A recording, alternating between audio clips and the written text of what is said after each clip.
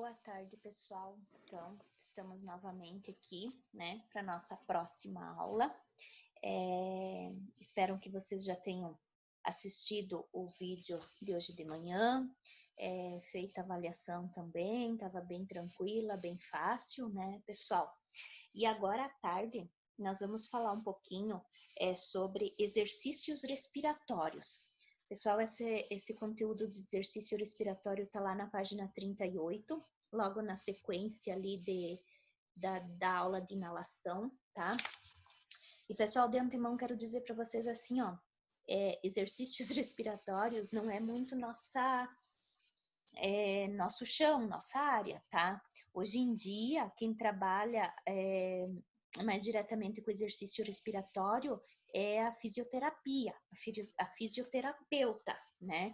Claro que alguma coisa, assim, ó, nós, enquanto profissional de saúde, profissional de enfermagem, a gente contribui com algumas orientações, algumas técnicas que irão fazer com que o paciente tenha uma melhora mais rápida, que o paciente consiga ter uma melhor efetividade no seu tratamento.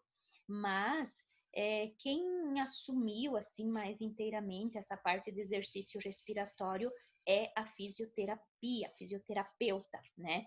Quando necessário, já é prescrito pelo médico assistencialista do paciente, ele encaminha, né? Ele faz o encaminhamento do paciente para fazer acompanhamento com o fisioterapeuta, tá?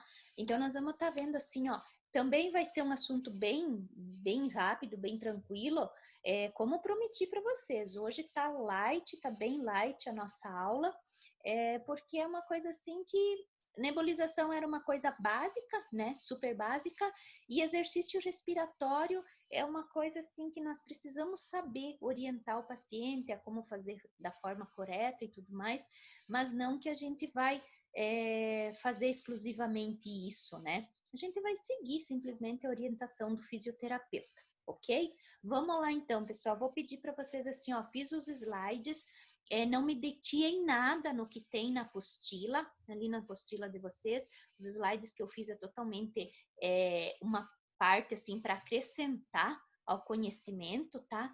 Então, deem uma lida ali na apostila, deem uma lida ali no nossos slides, e no final, pessoal, dessa nossa aula hoje, não vai ter prova, tá? Eu deixei um trabalho que é para você se aprofundar um pouco mais, ler um pouco mais, buscar um pouco mais, porque assim, ó, é só lendo, pesquisando e buscando que a gente adquire o aprendizado, sabe? Eu já falei para vocês e retorno dizer novamente que a minha paixão, assim, por estar dando essas aulas para vocês, claro que é o contato com toda a turma, com todas as pessoas que tem nesse grupo, mas também a busca pelo conhecimento. Quando a gente ensina algo, a gente aprende, né? E quando a gente busca, quando a gente faz um trabalho, busca pesquisa, a gente aprende muito mais, né? Eu, para mim, vir aqui dar aula para vocês, eu preciso estudar, pesquisar, buscar, saber o que eu estou aqui falando para vocês. Para vocês fazerem uma prova no final da nossa aula, basta vocês ler o que está escrito na apostila e o que está escrito nos slides, e a resposta vai estar ali, né? Então, eu penso assim, ó, fazer uma prova no final da aula, as respostas estão ali. Se eu li, eu vou conseguir responder. Agora, fazer um trabalho onde eu tenha que pesquisar, que eu tenha que ler, que eu tenha que buscar conhecimento, jamais vai ser esquecido. Então, para mim, é de fundamental importância, ok? Então, no final dessa nossa aula, não terá prova hoje. Beleza, pessoal? Vamos lá, então. Deixa eu compartilhar novamente, então, aqui com vocês a minha tela, tá, pessoal? E assim, ó, os slides, então, vocês já puderam perceber que é uma sequência, né? Eu não fiz dois slides, eu fiz na sequência uma da outra, ok? Então, vamos lá. Eu vou mudar aqui, tá? Exercícios respiratórios. Pessoal, a fisioterapia respiratória pode ser caracterizada como sendo um conjunto de técnicas realizadas com o objetivo de prevenir e recuperar disfunções referentes ao processo de respiração do ser humano, promovendo assim a máxima funcionalidade e qualidade de vida para as pessoas que sofrem com disfunções respiratórias. Então, pessoal, a gente sabe assim, ó, que no nosso cotidiano acontecem mudanças, né? Rotineiramente, mudanças no cotidiano das pessoas e no mundo em geral. E essas mudanças estão fazendo com que surjam novas doenças diariamente, certo? E com isso é necessário que aconteça uma modernização nos tratamentos que precisam ser realizados de forma mais eficaz e cada vez mais especializadas, né? E é isso que o fisioterapeuta busca fazer no exercício da sua função. Por exemplo, pessoal, no Brasil e também em todo o mundo, a população aumentou assim de uma forma tão progressiva nos últimos anos, e isso acarretou diversos problemas para a população, principalmente por aquelas pessoas que já possuíam algum tipo de problema de saúde, ou aquelas pessoas que são mais frágeis, como as crianças, né, os idosos, que em si não possuem tantos anticorpos para lidar com a doença, quanto aos demais seres humanos, né, que têm uma vida mais saudável. Então, pessoal, por conta desse aumento da poluição, mudanças drásticas de temperatura que a gente sofre no nosso dia a dia e outros fatores, as pessoas elas estão tendo mais problemas relacionados com o sistema respiratório. Nesse sentido, a fisioterapia ela atua buscando encontrar técnicas cada vez mais aprimoradas que possam resolver ou amenizar esses transtornos, né?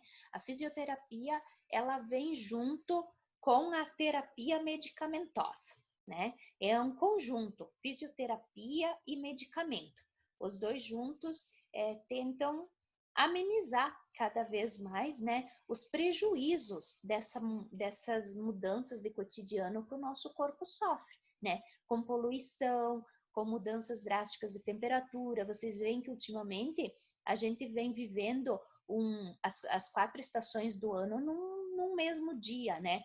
Acorda de manhã, tá frio, de repente vem o sol, já fica calor, de repente já fica um clima mais ameno. Então, o nosso corpo, pessoal, ele tem certas dificuldades para se adaptar com essas mudanças drásticas.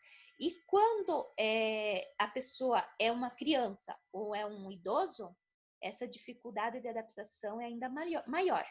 E quando, além disso, de ser criança, de ser idoso, ainda vem junto um problema crônico respiratório, a situação só tende a piorar, né? Então, pessoal, a fisioterapia respiratória, ou seja, o exercício respiratório, vem em uma contrapartida para auxiliar a fisioterapia medicamentosa, ok?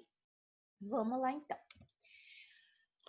Os principais objetivos dos exercícios respiratórios são, tá? Então, os principais objetivos dos exercícios respiratórios.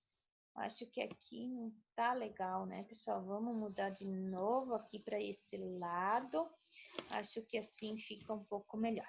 Os principais objetivos dos exercícios respiratórios são melhorar a expansibilidade tóraco-pulmonar, né? O que faz com que isso? Que a gente tenha uma capacidade de expandir melhor o nosso tórax na nossa inspiração. Melhorar a complacência, ou seja, complacência é a capacidade da expansão pulmonar, né? Capacidade do enchimento do nosso pulmão na hora da nossa inspiração.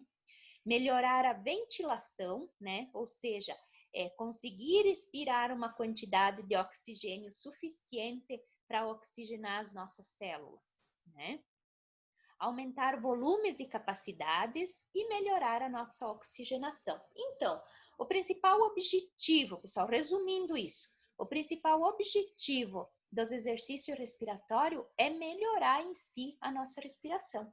E vocês sabem que, pessoal, no nosso estado sadio, né, nós que temos saúde, um dos nossos principais objetivos para manter o nosso corpo com uma melhor capacidade de oxigenação é a atividade física, né? Eu sei que agora, no inverno, né, frio, muitas pessoas se afastam do hábito do exercício físico, mas é muito importante quem consegue manter a atividade física durante o inverno, vai chegar no verão tendo uma capacidade muito melhor, né? Uma resistência respiratória muito melhor.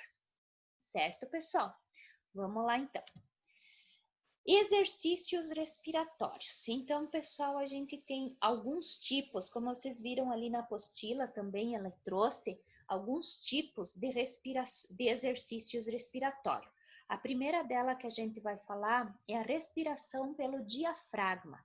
Ela funciona para fortalecer a expansão da base dos pulmões e para sua realização o paciente deve permanecer sentado com o tronco inclinado cerca de 45 graus para trás, com as costas e a cabeça bem apoiada, os joelhos dobrados e o abdômen relaxado, apoiando uma mão sobre o abdômen para perceber os movimentos respiratórios e controlar o exercício realizado. Então, pessoal, na respiração pelo diafragma, deve inspirar de forma lenta e profunda, né? Esse é o movimento de inspiração para que possa verificar a expansão da parede abdominal, né? E a descida do diafragma. Quando a gente inspira de forma lenta e profunda, o nosso diafragma se enche de ar e faz com que e ele desce em sentido ao nosso abdômen. Por isso que se nós colocar a mão em cima do abdômen, a gente vai sentir que o abdômen vai hiperestender, dando espaço para o diafragma, tá? Em seguida, deve expirar o ar lentamente para que seja perceptível a contração da musculatura abdominal e a subida do diafragma.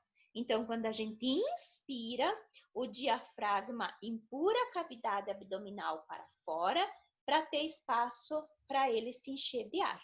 Na expiração, o diafragma vai subir, como na segunda figura ali que tem no nosso slide, o diafragma esvazia de ar e faz com que a musculatura do abdômen faça uma contração para dentro, né? Essa é uma das técnicas utilizadas que se inicia o tratamento do paciente com problema respiratório. Na verdade, o que é isso, pessoal? É ensinar o paciente a respirar de forma adequada. Porque quando a gente tem uma dor em qualquer lugar do corpo, vamos supor assim, ó, machuquei a ponta do dedo. Você não evita de todas as formas bater aquele dedo, né? Tudo que você vai fazer, você cuida para não bater aquele dedo. E, pessoal, as doenças pulmonares é assim. A pessoa se acostuma a um nível de respiração muito baixo. Por quê? Porque se respirar muito profundamente, encher muito o pulmão de ar, vai sentir dor, uma dor torácica, sabe? O pulmão dói, expande, né? Então, é mais fácil ter uma respiração superficial. Só que com isso, eu não consigo oxigenar o suficiente as minhas células. E com isso, a minha saturação baixa e eu acabo tendo um desnível na oxigenação. Então, pessoal, a respiração pelo diafragma é basicamente ensinar a forma correta do paciente respirar, né? Fazer com que ele encha o pulmão de ar adequadamente e inspire adequadamente até esse ar todo ser eliminado em forma de gás carbônico, certo? Vamos lá, o segundo passo. O segundo exercício é o exercício do sopro.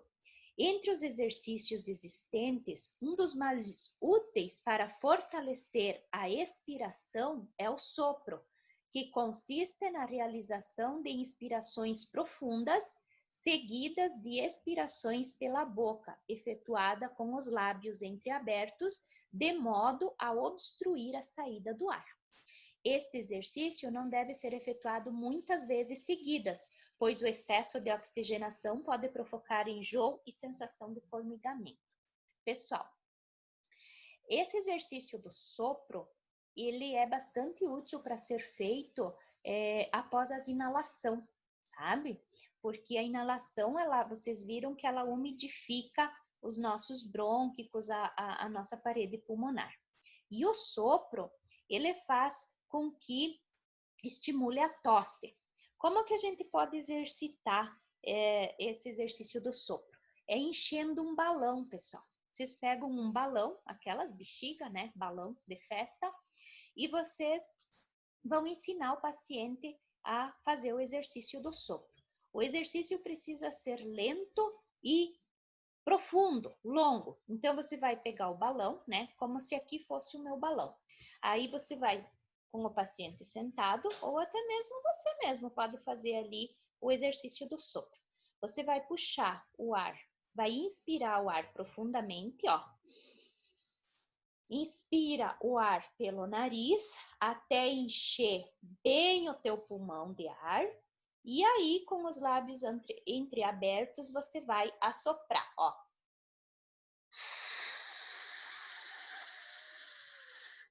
Você vai fazer esse assopro, vai assoprar até esvaziar completamente o teu pulmão, tá, pessoal? Isso tem que ser de forma lenta e comprida, sabe? Se não chegar e assoprou tudo. Não, aquele sopro continuado e comprido. Então, quanto mais você conseguir encher o teu balão, melhor vai ser a capacidade de armazenamento de ar no teu pulmão. Isso, pessoal, é um exercício bem interessante, bem legal para ser feito para se adquirir uma maior resistência pulmonar, tá? Então, esse é o exercício do sopro. Esse até que é bastante utilizado, a gente ensina, estimula muitos pacientes a fazer sempre depois das inalações nos hospitais. Também, pessoal, temos a espirometria de estímulo. O que é isso? Essa técnica, ela é indicada a fim de fortalecer a capacidade inspiratória, sendo realizada com a ajuda de um espirômetro, que é um aparelho simples que avalia o volume do ar aspirado. Para isso, o paciente deve colocar os seus lábios na abertura do espirômetro e inspirar o mais profundamente que conseguir. Esse aqui, pessoal, é basicamente o exercício do sopro, só que para fazer esse tem um aparelho, tem o espirômetro. Ali, ó, tem um espirômetro que ele é digital, o da primeira imagem que eu coloquei acima, né? O paciente vai encher o pulmão de ar, né? Vai inspirar e vai assoprar no aparelho. Lá no aparelho, ele vai dar o volume de ar aspirado, né? Vai mostrar de forma digital quanto ar esse paciente está tendo capacidade de armazenar no seu pulmão. E essa figura de baixo ali, a segunda figura, a abertura, né, ali onde ela vai assoprar, a abertura está ligada a um tubo que deságua numa divisão de 3 compartimentos. Vejam ali, ó, que tem 3 bolinhas visíveis ali dentro do espirômetro, com uma bola de plástico no interior de cada um deles. Quanto maior for o volume de ar inspirado, mais bolas sobem no interior do compartimento, tá? Ou seja, deve-se tentar fazer subir o maior número de bolas e mantê-las elevadas o máximo de tempo possível. Ao expirar, o paciente retira seus lábios da abertura e as bolas descem. Então, esse aqui também é um tipo, né, mais simples de espirômetro, onde você vai inspirar, dependendo da tua capacidade de inspiração. Quando você expirar, você vai fazer com que as bolinhas subam. E quanto mais tempo você conseguir ficar assoprando, mais tempo você vai manter as bolinhas elevadas no topo do espirômetro, né? Esse também esse espirômetro, ele estimula as crianças a estarem fazendo, né? É bem indicado, assim, pessoal, para crianças que têm problema pulmonar, né?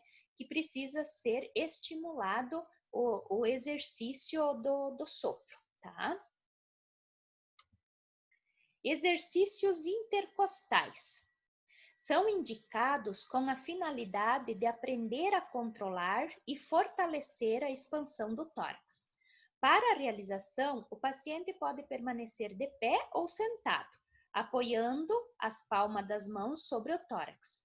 Durante a inspiração, deve efetuar uma ligeira pressão nas costas, de modo a forçar e treinar os músculos inspiratórios. E durante a expiração, as mãos devem acompanhar o movimento de retração da cavidade torácica. E no final, comprimi-la moderadamente com o objetivo de expulsar o máximo de ar possível. Tá, pessoal? Então, esse aqui é o exercício intercostal, que ele pode ser feito tanto de pé como sentado, né? Aonde a palma da mão do paciente, a palma da mão fica sobre o tórax do paciente, né? E durante a inspiração, quando ele inspira o ar, você faz uma ligeira pressão, né, nas costelas do paciente, de modo a forçar e treinar esses músculos, né, durante o momento de inspiração. Você vai forçar os músculos dele. E na expiração, então, as mãos vão fazer um movimento, né, na cavidade torácica, comprimindo de forma moderada e gradual, né, a fim de expulsar. Então, é o momento de encher e esvaziar o pulmão de forma adequada. Aqui, pessoal, expulsão de secreções, tá? Então, para expulsão de secreções, a gente tem o exercício respiratório, a percussão, né? A percussão. Esse procedimento, ele consiste na aplicação de uma série de ligeiros golpes sobre o peito e costas do paciente, com o objetivo de favorecer a liberação das secreções brônquicas e a sua posterior expulsão para os brônquios principal. Essa prática ainda é mais benéfica quando também é realizada uma drenagem postural, pois assim as secreções libertas das distintas áreas pulmonares circulam até os brônquios principais, onde depois se expulsa até a cavidade bucal. Pessoal, a percussão, eu não sei se vocês lembram que nós já estudamos lá no primeiro módulo de fundamentos de enfermagem, é a tapotagem. Vocês lembram que eu ensinei vocês fazerem os golpezinhos lá nas costas com a mão em forma de concha, né? Então, pessoal, na percussão, esses golpes devem ser realizados com a mão dobrada, né, em forma de concha, da periferia para o centro. Então, sempre de dentro para fora das costas, tá? Durante 3 ou 4 minutos em cada lado do pulmão, em cada área pulmonar. De modo a evitar incômodos no paciente, deve-se evitar golpear a zona renal, que é aqui nas costas, onde é mais embaixo, né, pessoal? Onde pega a região dos rins, tá? Pois ela é muito sensível. Coloca-se uma toalha sobre o corpo com a intenção de suavizar o impacto. Pessoal, então esse movimento de percussão, ele é muito útil, muito indicado tanto para adultos, idosos, como para crianças. Mas claro que você tem que medir a intensidade, né? Se for uma criança, se for um idoso, você não vai bater muito forte, não vai fazer a percussão muito forte, porque você vai deixar hematoma, né? Por isso que ali eu falo, então, que pode ser colocado uma toalha sobre a região intercostal do paciente para diminuir um pouco o impacto, né? Ou fazer mais de leve. Mas a tapotagem, pessoal, é muito eficaz, muito indicado até para vocês estarem ensinando as mães das crianças ou até mesmo cuidadores de idosos, porque a tapotagem, ela ajuda a fazer com que essa secreção que foi solta, por exemplo, aqui, ó, aqui no exercício intercostal, com esse exercício, o objetivo é fazer com que a secreção se solte da parede brônquica. E aqui, na tapotagem, estimular para que essa secreção seja transportada, né? Essas secreções que foram libertadas ali dos brônquios, elas sejam transportadas, circulem até os brônquios principais e depois elas possam ser eliminadas pela boca, que é o escaro, pessoal, que eu falei para vocês antes lá, que o paciente, quando está escarrando muito, precisa ter uma escaradeira lá na cabeceira do leito para ser eliminada. É isso aqui que nós queremos que o paciente elimine, porque isso aqui são secreções que estão impregnadas lá no pulmão do paciente e que não pode estar ali.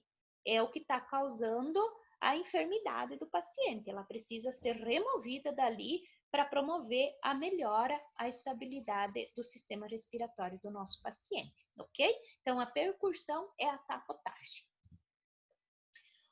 Vamos lá, prosseguindo, tosse assistida, pessoal. Tosse assistida. Existem vários procedimentos para desencadear a tosse ou fazer com que a mesma seja mais eficaz, de modo a conseguir a expulsão da expectoração. Efetuar uma inspiração profunda, seguida de pequenos sopros expiratórios, alternado com breves pausas. Então, nós vimos ali nos exercícios anteriores como estimular a expiração profunda, né? Como estimular o exercício do sopro, tá? Também a tapotagem vai ajudar muito, né? Para estimular a tosse. A nebulização também, a umidificação estimula o exercício da tosse, né? Por quê, pessoal? A tosse é importante. A tosse vai fazer com que essa secreção seja transportada até a boca do paciente. É quando ele tosse que o escaro se desloca do pulmão para sair para fora do paciente, tá? Então, a tosse, e nesses momentos, a tosse produtiva que se diz, é quando o paciente está tossindo e está conseguindo expelir o escaro, tá? Então, a gente tem dois tipos de tosse. Tosse produtiva e a tosse improdutiva. A produtiva é quando ele elimina escaro e a improdutiva é quando tem uma tosse seca. Às vezes você vai chegar para o paciente e o paciente diz assim, ai, eu tô com muita tosse, né? Aí você vai pedir, como que é a sua tosse?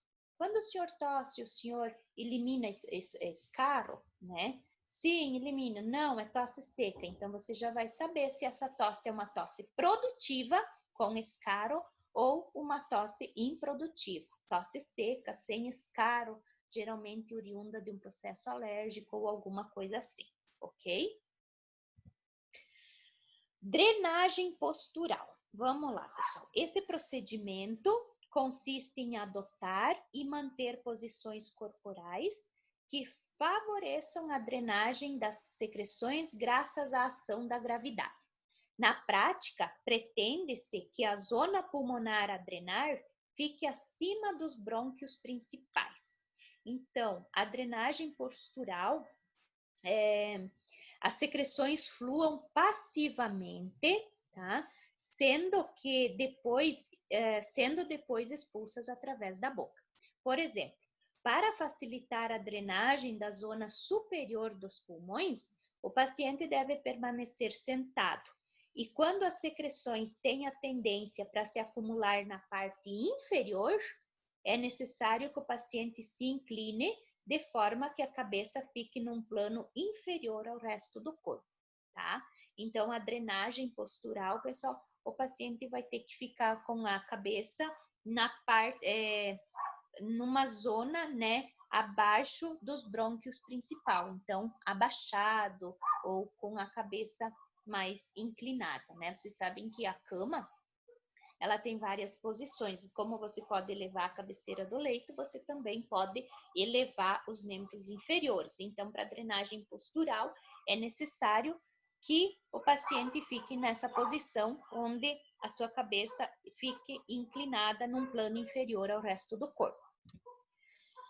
Pessoal, quais são os benefícios da fisioterapia respiratória? Tá? Vamos ver então os benefícios da fisioterapia respiratória. Ela visa melhorar a dinâmica respiratória e a distribuição do ar inalado pelo pulmão, além de remover secreções brônquicas, resultando assim na melhora da função pulmonar. São aplicadas técnicas manuais, como também aparelhos que ajudam na aplicação desse tipo de fisioterapia, tá? Então, vale ressaltar aqui, pessoal, que a fisioterapia respiratória, ela utiliza estratégias não invasivas, tá? Para otimizar o transporte de oxigênio, prevenindo, revertendo ou minimizando as disfunções pulmonares, que são causadas por doenças como asma, tuberculose, pneumonia, entre outros, tá? Então, a fisioterapia respiratória, ela usa de exercícios respiratórios, alguns com os aparelhos, outros com manuais, como vocês viram ali, né? Outros orientando a forma correta de se inspirar e expirar o ar, né? Que muitas vezes a gente mesmo sendo saudável não presta atenção nisso e acaba respirando de forma inadequada, né? Aí, quando precisa correr 5 metros, já está com a língua de fora porque não tem resistência. Por que acontece isso, gente?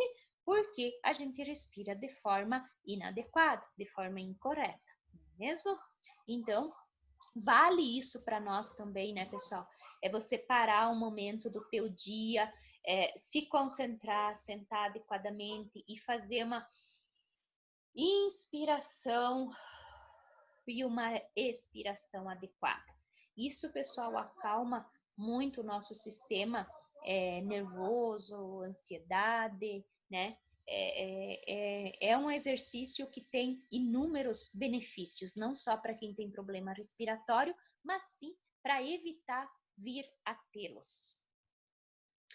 Onde é realizado o tratamento para a reabilitação do paciente? Então, pessoal, onde é que o fisioterapeuta entra? Onde é que a orientação do exercício respiratório se faz necessário? Com qual paciente? Com todos eles ou não? Então, o tratamento do paciente, ele é realizado na UTI, ele é realizado em intervenções cirúrgicas ou mesmo ambulatorial. A orientação, pessoal, que você vai dar para os pacientes via ambulatorial é de extrema importância. Aqui eu coloquei para vocês a imagem do raio-x. Pessoal, quando vocês forem ver uma imagem de raio-x, uma imagem de pulmão, um raio-x, que está carregado por secreção, vocês vão ver ali, ó, como nessa imagem onde está circulado de vermelho. O pulmão, ele fica tapado por uma parte branca. Fica tudo branco, com manchas brancas. Isso quer dizer, pessoal, que nesse pulmão a gente tem secreção fixadas, tá?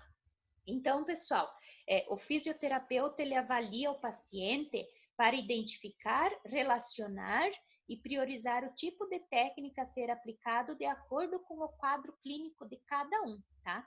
Quando o paciente ele está hospitalizado, por exemplo, na UTI, né?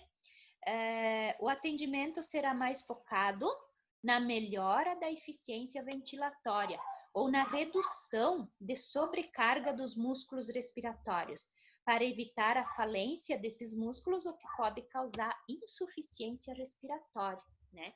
Então, dependendo de onde o paciente está, se ele está na UTI ou se ele é um paciente ambulatorial, o fisioterapeuta vai avaliar qual que vai ser o melhor exercício a ser feito ou qual que é possível também, né, pessoal? Porque nem todos são possíveis num paciente de UTI. Por exemplo, um paciente que está na UTI entubado, tu não vai poder estimular o exercício do sopro, estimular o paciente a tossir, não vai ter como, né? Já em pacientes que irão se submeter a algum tipo de cirurgia, a fisioterapia respiratória, ela tem um caráter mais preventivo, para evitar que alguma intercorrência pulmonar venha a acontecer, né? Tanto para melhorar o condicionamento físico do paciente, como para garantir que após a cirurgia, a capacidade respiratória desse paciente não seja afetada, certo? E quando a fisioterapia respiratória ela é aplicada em ambulatório, o tratamento, aí sim, ele será mais focado na melhora do condicionamento físico e na educação do paciente. Isso tende, pessoal, a aumentar a independência do paciente, reduzir os sintomas e, consequentemente, melhorar a qualidade de vida, assim como ajudar na prevenção ou na melhora de comorbidade de outras doenças respiratórias, né? Quando se faz ambulatorial, é mais, digamos assim, uma educação, né? Respiratória do paciente para evitar que problemas futuros sejam agravados, ok? Motivos da grande incidência de problemas respiratórios, pessoal. Então, por que nós temos tantos problemas respiratórios? Como já foi comentado lá no início dos nossos slides, né?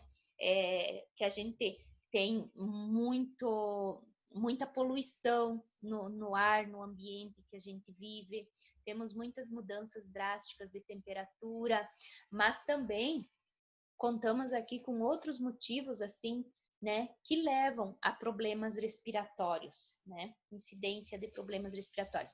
A incidência de doenças alérgicas respiratórias, como rinite, asma e outros demais problemas, vem aumentando gradativamente, né, a gente vê assim, pessoal, inúmeras pessoas com queixas de alergias respiratórias. No Brasil, por exemplo, são em média 8 mortes por dia por complicações relacionadas à asma. Então, imagina, né, pessoal? 8 mortes por dia por causa de asma. E hoje a gente tem o problema do Covid, né, pessoal? Estamos vivendo assim, de cara com o Covid. E o Covid vai aonde? Atacar o nosso pulmão.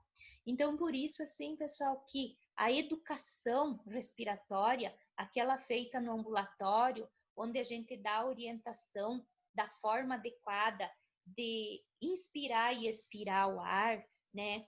Exercitar o nosso pulmão, fazer com que ele se habitue a uma capacidade suficiente de ar inspirado, estimular o paciente a ter uma vida com uma atividade física regular. Isso tudo, pessoal, faz com que a gente se torne mais forte para enfrentar os problemas que a gente os problemas de saúde, digamos assim, que a gente é submetido, né?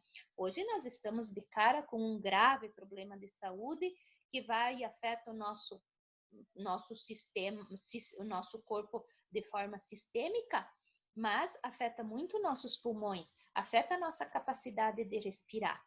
E com certeza, pessoal, quem é saudável já, que não tem problema, mas que tem uma atividade física regular e que exercita o seu pulmão a usufruir da sua capacidade máxima, terá muito mais chances de talvez passar pelo vírus do coronavírus até despercebido, assintomático, com um leve resfriado, né?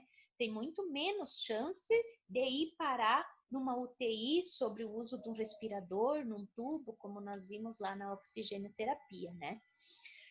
Vamos lá, a doença então representa um dos maiores gastos no Sistema Único de Saúde, no SUS, superior inclusive aos da AIDS, problemas respiratórios, né, pessoal? Representa um gasto maior do que com a AIDS. Então, nós temos, pessoal, como dados do Sistema Único de Saúde, né, SUS, eles revelam que são mais de 367 mil autorizações de internação hospitalar ao ano por causa de problemas pulmonares. Esse ano, então, saiu fora desses parâmetros, né, pessoal, por conta do Covid. Mas assim, ó, não pensando em Covid, era antes Covid, por exemplo, são 360 mil internações por ano, por causa de problemas pulmonares, né? Decorrentes, então, de doenças respiratórias.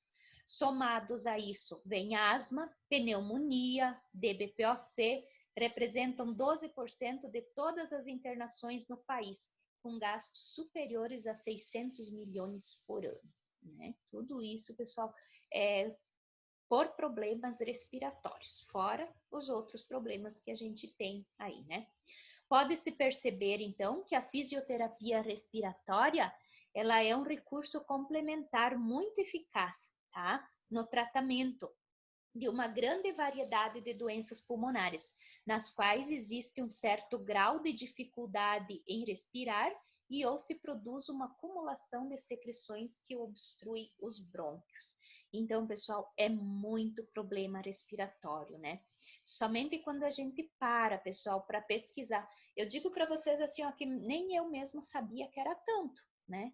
Quando a gente para pesquisar, para ler, para estudar, que a gente vê o quanto de problema que nós temos, né? E muitas vezes assim, ó, por coisas que fogem à nossa educação, tipo coisas que a gente, com o hábito do dia a dia, poderia muitas coisas serem evitadas ou melhoradas, né? Não agravadas, por exemplo. Mas, pessoal, então, aí a grande importância, né, da nossa orientação enquanto equipe de enfermagem a estar auxiliando, ajudando o nosso paciente a sair daquela situação crítica, daquela causa crítica de uma doença em que ele se encontra, ok? Motivos de grande incidência de problemas respiratórios. Então, bom, aqui eu já falei para vocês, então, né, pessoal? Pode-se perceber que a fisioterapia respiratória é um recurso complementar muito eficaz no tratamento de uma grande variedade de doenças pulmonares, nas quais existe um certo grau de dificuldade em respirar e ou se produz uma acumulação de secreções que obstrui os brônquios. Esse tipo de fisioterapia é especialmente recomendada em algumas doenças pulmonares crônicas, porém é muito importante que seja sempre o médico a indicá-la, pois também existe o perigo de algumas contraindicações. Pessoal, então aqui, a importância de que a fisioterapia respiratória seja sempre indicada por um médico, né? Claro que, por exemplo, a enfermagem tem sim capacidade de estar auxiliando ou orientando o paciente, inspirar e expirar adequadamente. A gente vê assim muitas pessoas com crises de ansiedade, pessoal. E aí a pessoa com crise de ansiedade respira, respira, respira, porque acha que está com falta de ar, né? A pessoa sente aquele aperto, aquela angústia e se desespera e começa a respirar, respirar, respirar. Vocês viram ali no exercício do sopro, que não pode ser feito muitas vezes, porque quando também o nosso corpo está com, o nosso sistema respiratório está com uma hiperventilação, a gente também tem sintomas. Tem tontura, pode acontecer desmaios, né? E geralmente, pessoal, quando a gente pega um paciente com uma crise de ansiedade no hospital, eles queixam, ou na unidade de saúde, enfim, eles queixam falta de ar. Aí você vai lá, coloca o oxímetro no dedo do paciente e está saturando 99%, 100%, né? E aí começa a acontecer, perceber os sintomas, pessoal, que deixa mais angustiado ainda, porque tem tontura, porque dá sensação de morte iminente, mas isso vem da hiperventilação, né? Quando a gente hiperventila, também o nosso corpo reage. Como, pessoal, quando você for abrir demais a oxigênio-terapia de um paciente. Lembra que eu falei para vocês que o oxigênio também causa intoxicação? Porque uma hiperventilação, uma hiperoxigenação também causa intoxicação do nosso organismo, né? Então, tudo tem o seu parâmetro, tudo tem o seu normal, né? A gente precisa manter o nível normal do nosso corpo. Muito é prejudicial e pouco também é, né? Então, temos que manter a nossa taxa. Pessoal, espero do fundo do coração que vocês tenham entendido, né? Essa parte, então, como eu falei para vocês, é rápida, é curta, não tem muito o que se falar. Uma aula assim mais minuciosa, mais bem explicada, teria que ser um fisioterapeuta para fazer isso para vocês, né? Mas então, pessoal, eu tenho como desafio aqui no final da aula de hoje para vocês fazerem para mim um trabalho de pesquisa sobre exercícios respiratórios. O que eu quero que vocês façam, pessoal? Pesquisem tudo que vocês acharem importante, tudo que vocês acharem interessante, coloquem no papel, façam um trabalho. Esse trabalho deve conter capa, introdução, desenvolvimento, conclusão e não esqueçam de colocar as referências bibliográficas lá no final, tá? Pessoal, não vou exigir de vocês que seja digitado, pode ser manuscrito, só que para vocês enviar aqui pro e-mail, pro aplicativo da escola, vocês vão ter que digitar ele, né? Senão vocês não vão conseguir enviar ele por aqui. E no primeiro dia de aula presencial que nós tiver, pessoal, não esqueçam, nós já temos com esse 2 trabalhos para serem entregues, tá? Não vai ter outra data, salvo com atestado médico, tá? Para entrega, vai ser no primeiro dia de aula presencial. Ok, pessoal? Espero que vocês tenham entendido o assunto. Bom estudo a todos, boa pesquisa a todos, um ótimo final de semana e até a nossa próxima aula.